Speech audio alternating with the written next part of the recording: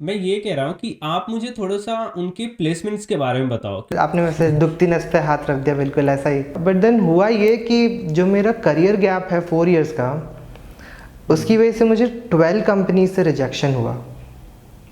ओह। हाँ, and that was a big deal, क्योंकि मैं बहुत मतलब एक पॉइंट पे मुझे लग रहा था कि करना भी चाहिए कि अब नहीं कुछ हो। और ही ट्राई करना चाहिए। हाँ दोस्तों, आज की इस वीडियो में मैं एक ऐसे शख्स की इंटरव्यू करने वाला हूँ जिनके पूरे करियर में 4 साल का एक्सपीरियंस गैप था, और इसके साथ में उन्होंने इलेक्ट्रिकल एंड इलेक्ट्रॉनिक्स में अपनी पढ़ाई करी हुई थी, और इनके पास जो थोड़ा बोड़ा एक्सपीरियंस भी था वो भी आईटी फील्ड में नहीं था, वो ऑपरेशंस में था। तो इन्होंने जब जॉब्स के लिए अप्लाई करना शुरू किया तो बहुत टाइम तो ऐसा हुआ कि जब ये रिज्यूमे अपना सबमिट करते थे तो एक्सपीरियंस गैप की वजह से इनके रिज्यूमे को शॉर्टलिस्ट नहीं किया जाता था, वहीं पे इनको रिजेक्ट कर दिया जाता था। बहुत सारे केसेस ऐसे हुए कि इंटरव्यूज के दौरान जब इनके एक्सपीरियंस गैप को देखा गया तो वहां पे इनको इंटरव्यू से ही निकाल दिया गया, लाइक इनको आगे नहीं बढ़ने दिया गया। सेकेंडली, बहुत टाइम ऐसे हुआ कि इनका जो एक्सपीरियंस था वो आईटी में नहीं था, इनका ऑपरेशंस में एक्सपीरियंस था, तो इस वजह से भी इनको जॉब नहीं मिली। बहुत सारे मुश्किल आए इनके पूरे रोड मैप में अगर हम बात करें जॉब लेने तक, लेकिन एट द एंड इनका जो डेडिकेशन था और इनका जो हार्ड वर्क था इतना ज़्यादा था कि एट दिन अभी के टाइम पे एज अ डेटा साइंटिस्ट ये जॉब कर रहे हैं। तो इनका हम इंटरव्यू करेंगे और जानेंगे इनका जो जर्नी है कैसे ही स्टार्ट हुआ और कैसे इन्होंने इतने सारे ऑब्स्टिकल्स के बावजूद इन्होंने जॉब पाई एज अ डेटा साइंटिस्ट। तो मैं वेलकम करना चाहूँगा आज अपने यूट्यूब चैनल पे आशुतोष जी का, जो कि एक डेटा साइंटिस्ट हैं, और उन्हीं के बारे में मैं आप लोग को बता रहा था कि उनके करियर में पूरा 4 साल का एक्सपीरियंस गैप था, फिर भी इनको बहुत अच्छी जॉब मिली हुई है। So Ashutosh, welcome to our YouTube channel. Please आप अपना एक छोटा सा इंट्रोडक्शन दो ताकि हमारे जो ऑडियंस हैं, जो लोग इस वीडियो को देख रहे हैं, वो आपके बारे में थोड़ा सा जान सकें। पहले तो बहुत बहुत थैंक यू आपके चैनल पे मुझे बुलाने के लिए। बहुत अच्छा लग रहा है। जब मैं स्टार्ट कर रहा था, काश ऐसा कोई इंटरव्यू मुझे मिला होता तो शायद मुझे भी बहुत बेनिफिट मिलता। So a lot thanks to you for inviting me here. Next, आप मेरे बारे में जानना चाहेंगे तो मैं 2016 में मैंने अपनी इंजीनियरिंग ख़त्म की इलेक्ट्रिकल एंड इलेक्ट्रॉनिक्स से। उसके बाद मैंने 2 इयर्स नॉन टेक्निकल में जॉब किया। I was working in Amazon for 2 years, जहाँ पे मैंने TRMS एक पोजीशन है, वहाँ पे मैंने 2 साल के लिए काम किया। एंड देन मुझे स्टार्टअप का बहुत इंटरेस्ट था, मैं चाहता था कि मैं खुद का कुछ करूँ, तो मैंने 4 साल अपनी स्टार्टअप में बिताने की कोशिश की, बट वो बहुत बुरी तरीके से फेल हुआ, जिसकी वजह से जब 4 इयर्स के बाद मैंने कोशिश किया कि मुझे फिर से जॉब ढूंढना चाहूँ, तो मैंने सोचा कि क्यों ना करियर चेंज किया जाए, क्योंकि नॉन टेक्निकल में उतना कुछ था नहीं और मैं टेक्निकल साइड जाना चाहता था। बट बहुत सारी तकलीफ़ें हुई बिकॉज मेरे पास टेक्निकल एक्सपीरियंस कोई नहीं था। एंड अगर आप बाहर मार्केट में चले जाते हैं तो हर जगह आपको सिर्फ प्रोग्रामिंग, कोडिंग और CS से related, computer science related jobs ही हैं। Non computer science related jobs market में बिल्कुल भी नहीं है। वो फिर नॉन IT में चले जाता है फिर। तो इस तरीके से हुआ, तो मुझे बहुत तकलीफ़ें हुई उस टाइम पे। But then later Odin school join किया, फिर उसका भी एक लॉन्ग स्टोरी है जिसकी मुझे कैसे ओडिन स्कूल मिला and all. And finally I was able to, मतलब जॉब मिलने में बहुत तकलीफ हुई, बट देन फाइनली मुझे जॉब मिल पाई।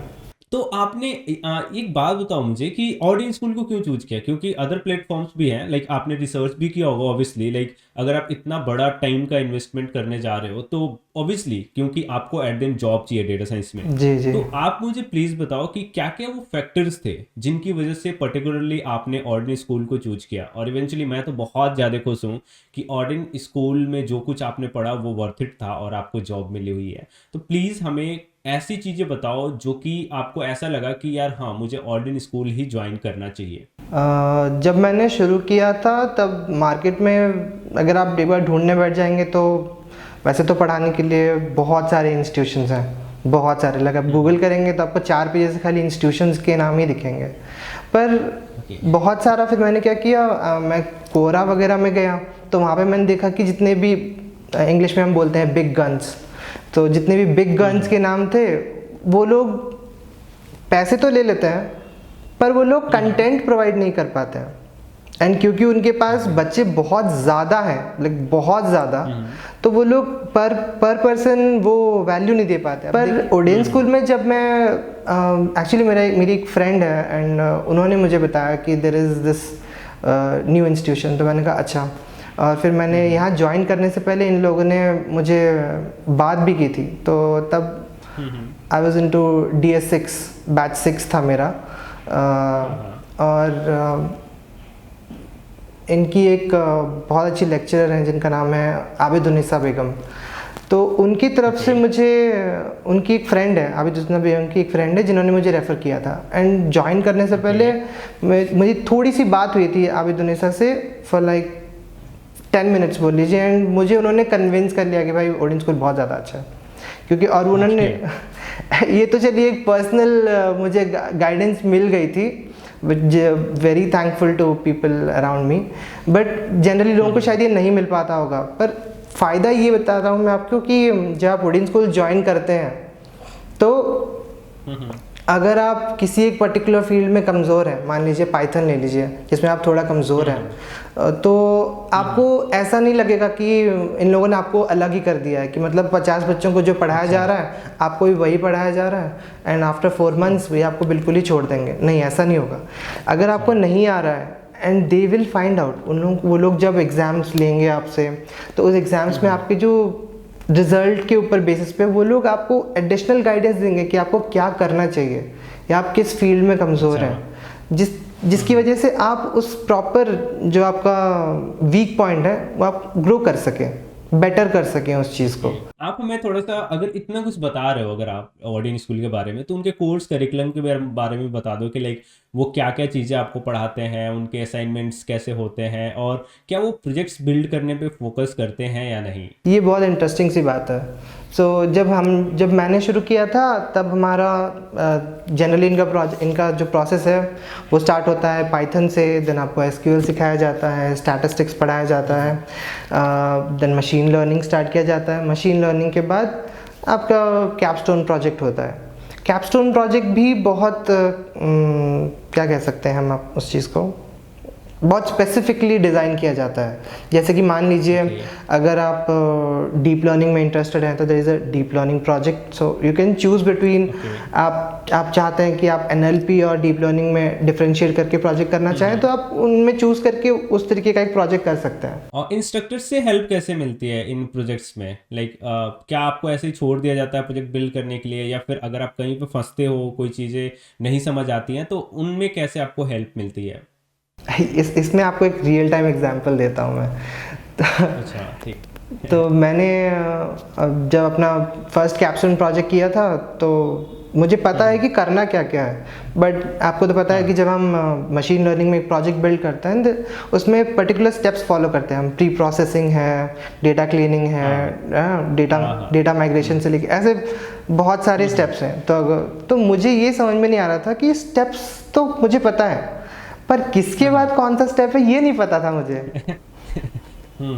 और किस हद तक मुझे डेटा क्लीनिंग करना है। अब डेटा क्लीनिंग अगर आप एक बार जॉब करने लग जाएंगे तो आपको पता चलता है कि उसमें बहुत सारे स्टेप्स हैं, बहुत सारे, टाइम लगता है। हाँ, और डिपेंड करता है कि आपका डेटा कितना कॉम्प्लेक्स है, कितना बड़ा है, उन सब चीज़ों पे बहुत कुछ डिपेंड कर जाता है। तो यहाँ पे मुझे बहुत तकलीफ हो रही थी। तो मैंने पहले तो इन्होंने मुझे 2 वीक्स का टाइम दिया था, पर जो फर्स्ट वीक था उसमें मेरा तो ये सोचने में निकल गया कि मुझे करना क्या है।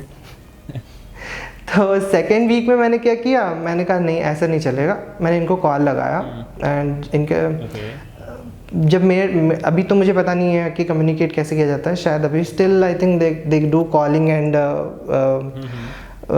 ईमेल प्रोसेस है। तो मेरा ज़्यादातर, क्योंकि मैंने अमेज़ॉन में काम किया तो मुझे पता था कि ईमेल्स बहुत ज़्यादा काम करते हैं क्योंकि वो रिटर्न कम्युनिकेशन हो जाता है हमारे पास। तो मैंने ईमेल को फॉलो किया। मैंने एक बहुत बड़ा सा ईमेल लिखा, मतलब लिटरली 2 पेज वाला एक बड़ा सा ईमेल लिखा कि मुझे कुछ समझ में नहीं आ रहा है, मुझे गाइड कीजिए। तो मुझे लिटरली इनकी तरफ से कॉल आ गया। उस टाइम पे अराउंड 24 आवर्स के अंदर ही मुझे कॉल आ गया था। एंड लोगों ने दैट्स फिर ग्रेट। हाँ दैट्स एक्चुअली क्विक, मैं एक्सपेक्ट नहीं कर रहा था। तो मेरे क्वेश्चंस तो मैंने बनाए भी नहीं थे जब तक इन लोगों ने मुझे कॉल कर लिया। तो सामने से ही मुझे पूछना पड़ा। चलो चलो अच्छा हुआ। बट वहाँ से जब मैं था तो वरुण सर पढ़ा रहे थे, वरुण सर पाइथन पढ़ा रहे थे, machine learning and Python. And हमारे पास संदीप सर थे, संदीप सर हमें स्टैटिस्टिक्स पढ़ा रहे थे। तो मुझे दोनों की तरफ से कॉल मतलब ईमेल रिस्पॉन्स आया कि आपको जो भी डाउट है उसे आप प्रॉपर क्वेश्चनेयर में डालिए, ताकि हम उसको फॉलो करके आपको क्वेश्चन उस तरीके से आंसर कर सकें। और अगर ज़्यादा अगर आपको डाउट हो रहा है देन हम ईमेल कम्युनिकेशन छोड़ के वोकल कम्युनिकेशन मतलब कॉलिंग पे आ जाएंगे एंड आपको हेल्प करेंगे। So that was really nice. Upfront आके जब कोई इंस्टीट्यूशन आपको उतना करना चाहे तो वो बहुत बड़ी चीज़ हो जाती है। यस, एक्चुअली अगर देखो ना कि अगर इसी में थोड़ा ज़्यादा टाइम लग जाता तो बहुत सारी चीज़ें मतलब ऐसे आपका भी मन थोड़ा थोड़ा उस प्रोजेक्ट से हटने लगता। और वो जो ईमेल कम्युनिकेशन था, इतना क्विक रिस्पांस आया जिससे कि आपका भी इंटरेस्ट कहीं ना कहीं इंक्रीज हुआ होगा उस चीज़ को बिल्ड करने में। हाँ, क्योंकि पहले ही मैं बहुत कंफ्यूज था कि मुझे करना क्या है। और वहाँ पे अगर वो 24 आवर्स का 72 आवर्स हो जाता तो शायद मैं 2 रातें बिना सोए काटना पड़ता, क्योंकि समझ ही नहीं आ रहा था करना क्या है। मैं ये कह रहा हूँ कि आप मुझे थोड़ा सा उनके प्लेसमेंट्स के बारे में बताओ, क्योंकि यार देखो कोई भी स्टूडेंट कोई भी बूट कैंप ज्वाइन करना चाहता है तो सबसे पहले उसके दिमाग में यही रहता है कि उसकी जॉब लगेगी या नहीं लगेगी। क्योंकि कोई भी आप प्लेटफॉर्म इसीलिए ज्वाइन कर रहे हो क्योंकि उसका जो आउटकम आप सोच रहे हो वो एज अ जॉब सोच रहे हो। तो आप बताओ कि ऑर्डिन स्कूल का कंप्लीट प्रोसेस क्या होता है, लाइक वहाँ पे आपको रेफरल्स मिलते हैं या नहीं मिलते हैं, इंटरव्यूज़ के प्रोसेस क्या होते हैं।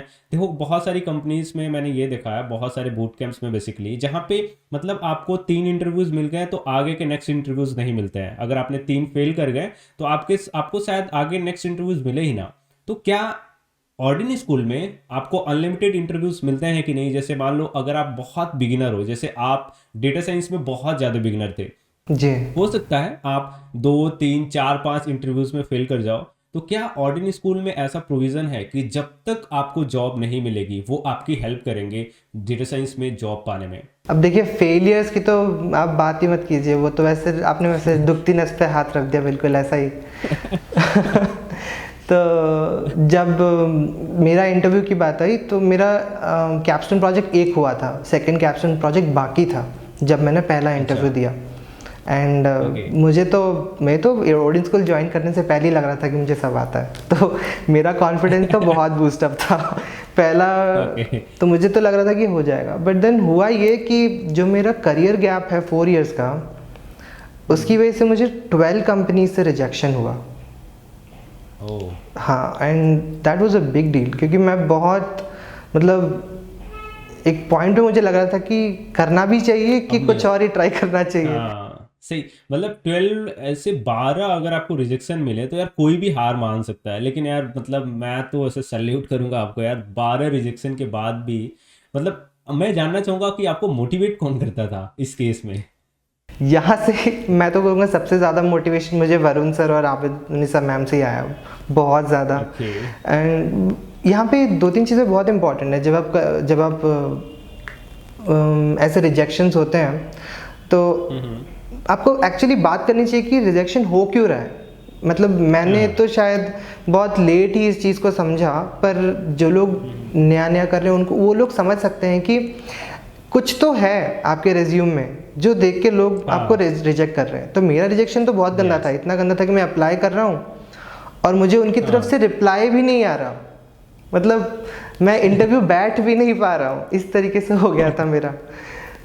बट वो 12 के 12 इंटरव्यूज़ मुझे ऑर्डिन स्कूल की तरफ से आए थे एंड उन्होंने मेरे पे कभी गिव अप नहीं किया, तो बहुत इम्पोर्टेंट था एक्चुअली। मतलब कोई अगर प्लेटफॉर्म आपको इतने सारे इंटरव्यूज दे रहा है तो समझ जाओ कि वो भी मतलब ऐसे ठान लिया है कि तुम्हें जॉब दिलवा के ही रहेंगे, ऐसे नहीं छोड़ने वाले हैं तुमको। वो मेरे को, हाँ। और इन्होंने एक और चीज़ भी बहुत अच्छी बताई। जब मेरा इंटरव्यू ख़त्म हो गया, मतलब सॉरी, जब मेरा कोर्स ख़त्म हो गया था, इंटरव्यूज़ चल रहे थे एंड इन्होंने मेरे रेज्यूम में बहुत सारे चेंजेस किए।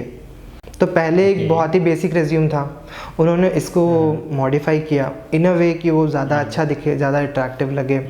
फिर उस करियर गैप को जो दिखाना था उसको इन्होंने बहुत मतलब क्या बोलते हैं उसे, अंग्रेज़ी में अच्छे से लिखा। हाँ तो हाँ क्योंकि आपका जब रिक्रूटर आपका रेज्यूम देखता है, आप उसको तो पता नहीं है आप कौन है, तो आपका रेज्यूम जितना अट्रैक्टिव यस होगा वो उसी पे हाँ आपको जॉब दे, मतलब बात करना भी कंसिडर करता है।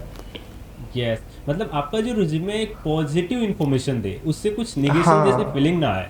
लाइक अगर आपके पास एक्सपीरियंस गैप भी है तो उसको ऐसे आप पोर्ट्रे करो कि इंटरव्यूअर को या फिर जो भी शॉर्टलिस्ट कर रहा है उससे उसको नेगेटिव फीलिंग ना आए। और ये बिल्कुल। भी एक आर्ट है लाइक रिज्यूमे प्रिपेयर करना भी। हाँ और ये जिसमें बात। मैं भी मानता हूँ ऑडियंस स्कूल बहुत ज़्यादा हेल्प करता है स्टूडेंट्स को, जो कि रिज्यूमे प्रिपेयर करने में, इतने सारे इंटरव्यूज़ प्रोवाइड करने में। यार मतलब मैं तो ऐसा सोच रहा हूँ कि अगर कोई ऐसा बंदा हो जिसे डेटा साइंस में जॉब चाहिए तो वो ज़रूर से ऑर्डिन स्कूल को ज्वाइन करे। क्योंकि अगर यार आपके पास 12-15 ऐसे इंटरव्यूज़ हैं, अगर आप मेहनत करते हो तो आई एम श्योर कहीं ना किसी पॉइंट ऑफ टाइम में आप कोई ना कोई इंटरव्यू ज़रूर से क्रैक कर लोगे। बिल्कुल, ये बात तो आपने बिल्कुल सही कही।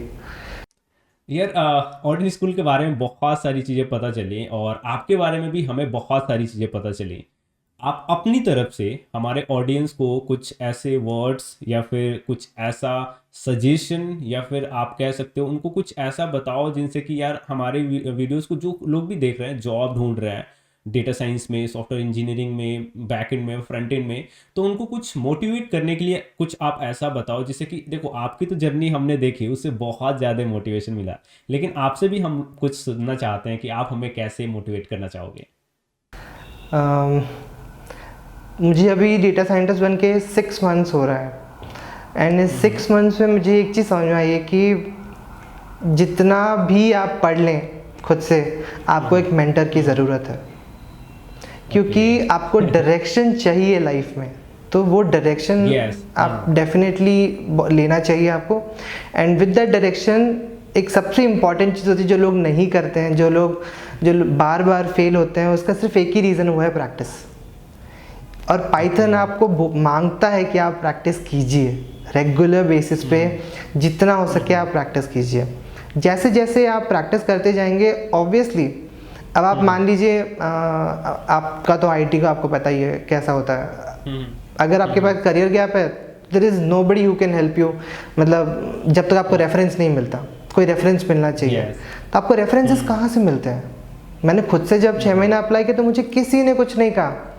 मैं हर जगह अप्लाई कर रहा हूँ, 100-150 कंपनीज में, कोई रिप्लाई नहीं आ रहा। बट ओडिन स्कूल में आप 100-150 को 12 से कंपेयर कीजिए, क्या समझ में आ रहा है आपको कि कितना वास्ट बहुत डिफरेंस है वहाँ डिफरेंस पे? है। तो वो डिफरेंस गैप आप एग्जैक्टली कवर कर सकते हैं, वो इम्पॉर्टेंट है। Exactly and exactly. बाकी तो सिर्फ प्रैक्टिस ही प्रैक्टिस है, जितना आप कर सकते हैं उतना अच्छा है। तो मैं भी, जितने भी लोग इस वीडियो को देख रहे हैं, मैं हमेशा आप लोग को फ्री रिसोर्सेज भी बताता हूँ। लेकिन देखो फ्री रिसोर्सेज ठीक है, इंटरनेट पे बहुत सारी चीज़ें अवेलेबल है जिनसे आप लोग सीख सकते हो, लेकिन आपके लाइफ में, आपके रोड मैप में कोई ना कोई मेंटर होना चाहिए जो आपको सही रास्ता दिखा सके। वरना आप वहीं गोल गोल घूमते रह जाओगे और टाइम एक बार जो ख़त्म हो जाता है, एक बार जो चला जाता है पीछे, वो कभी नहीं आता है। तो ध्यान रखना, मेंटर जरूर से फाइंड करना। और इस वीडियो में अगर आपको कुछ बातें अच्छी लगी हों, कमेंट करके हमें ज़रूर से बताना। और मैं थैंक यू करना चाहूँगा आशुतोष जी का, जो हमारे प्लेटफॉर्म पे आए और अपनी जर्नी के बारे में हमसे शेयर किया। उन्होंने कैसे इतने सारे ऑब्स्टिकल्स होने के बावजूद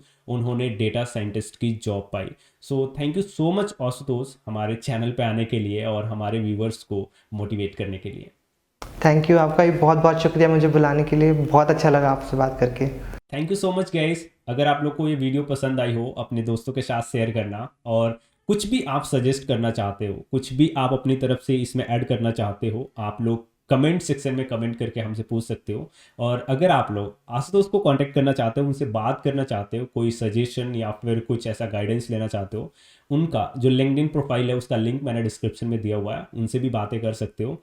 हम सभी लोग एक कम्युनिटी के मेंबर हैं जहाँ पे हम एक दूसरे की हेल्प करके आगे बढ़ना चाहते हैं। तो वीडियो अच्छी लगी हो लाइक करना, दोस्तों के साथ शेयर करना। तो आज की इस वीडियो में बस इतना ही, मिलते हैं नई वीडियो में नए टॉपिक के साथ। तब तक के लिए bye, have a good day, stay home, stay safe and keep learning. Thank you.